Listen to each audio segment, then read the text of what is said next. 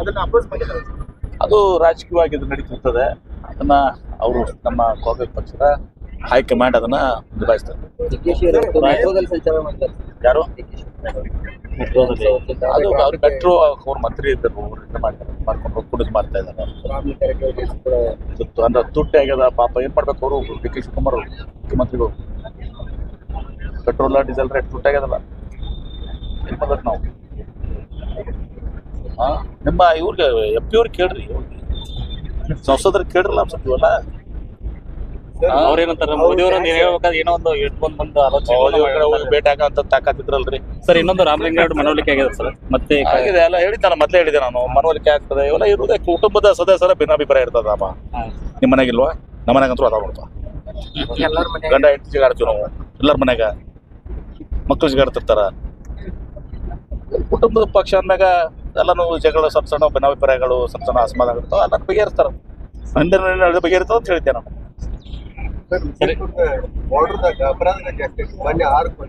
ಅದೆಲ್ಲಾನು ಕೂಡ ನಿಮ್ಗೆ ಗೊತ್ತಿದೆ. ಕೌಟುಂಬಿಕ ಕಲಹಗಳು ಎಲ್ಲಾನು ಕೂಡ ಮೊದಲಿಂದ ಬರ್ತಿದ್ದಾವೆ. ಅದೆಲ್ಲ ನಮ್ಮ ಬಹುಶಃ ಅದನ್ನೆಲ್ಲ ನಮ್ಮ ಎಸ್ ಪಿ ಅವರು ಅದಕ್ಕೆ ನಿಭಾಯಿಸ್ತಾ ಇದ್ದಾರೆ. ನಾನು ಕೂಡ ನನ್ನ ಶಿಕ್ಷೆ ಮಾಡ್ತೇನೆ. ಇನ್ನೂ ಹೆಚ್ಚಿನ ಕ್ರಮಗಳನ್ನು ಕೈಗೊಳ್ತೀವಿ. ಯಾವ್ಯಾವ ದರೋಡು ಪ್ರಕರಣಗಳು ಎಲ್ಲನೂ ಕೂಡ ಒಬ್ಬ ದಕ್ಷವಾದಂಥ ಎಸ್ ಪಿ ಅವ್ರ ಕೆಲಸ ಮಾಡಿದ್ದಾರೆ.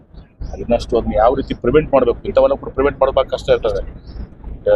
ಅದಾಗಿನೂ ಕೂಡ ಏನು ಕ್ರಮ ಕೈಗೊಳ್ಬೇಕು ಅಂತ ಹೇಳಿ ಚರ್ಚೆ ಮಾಡಿ ಕ್ರಮಗಳನ್ನು ಕೈ. ಬಿಜೆಪಿ ಅವ್ರು ನೀವು ಕೊಂಡು ತಗೋತಿರ್ಬೋದಪ್ಪ, ಶ್ರೀಮಂತರಿದ್ದೀರಿ ನೀವು, ವ್ಯಾಪಾರಿಗಳು. ಬಡವ್ರು ಏನು ಮಾಡ್ಬೇಕು? ಎಂ ಬಿ ಪಾಟೀಲ್ ತಗೋಬಹುದು. ಬಡವರು, ಸಾಮಾನ್ಯ ವರ್ಗ ಜನ ಅಚ್ಚೇ ದಿನ್ ಗರೀಬೋ ಕೆ ಸಾಥ್, ಮಧ್ಯಮ ವರ್ಗಕ್ಕೆ ಸಾಥ್ ಅಂತ ಹೇಳ್ತಿದ್ರು.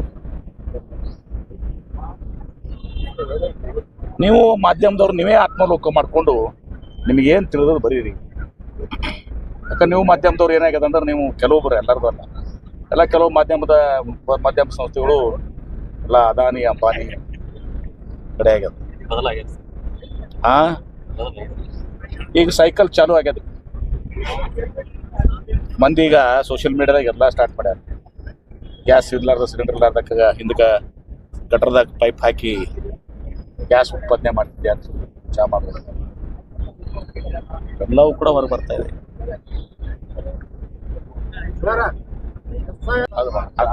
ಅದು ಬೇರೆ ಬರೇ ಹಿಂದೂ ಮುಸ್ಲಿಂ ರಾಜಕಾರಣ ಮಾಡಿ ಹಿಂದೂಗಳು ಓಟ್ ಪಡೆದುಕೊಳ್ಳೋದು ಬಿಟ್ರೆ ಈ 14 ವರ್ಷದಲ್ಲಿ ಏನೂ ಆಗಿಲ್ಲ. ಉಲ್ಟಾ ನಮ್ಮ ದೇಶನ ಹಾಳು ಮಾಡಿದ್ದಾರೆ.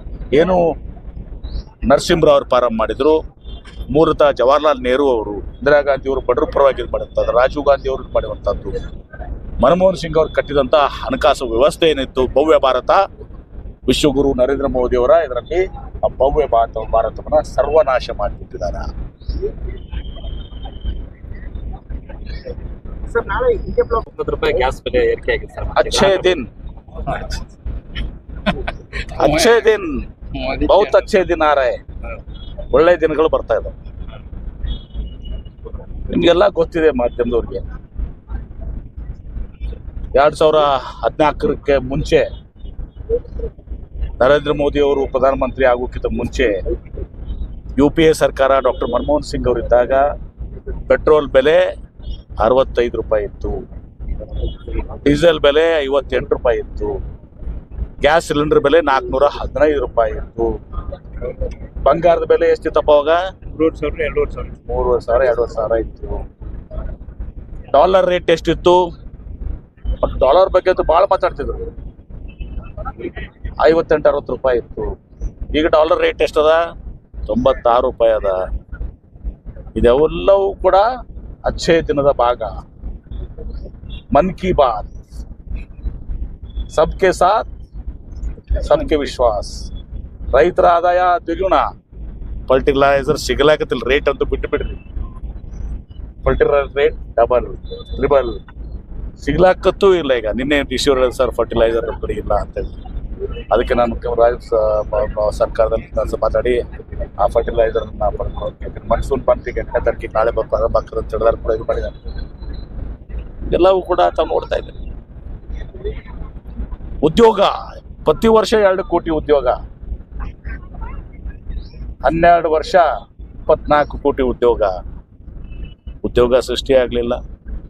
ನೋಟ್ ಬ್ಯಾನ್ ಮಾಡಿ ಇರೋ ಉದ್ಯೋಗನೂ ಕಳೆದ್ರು.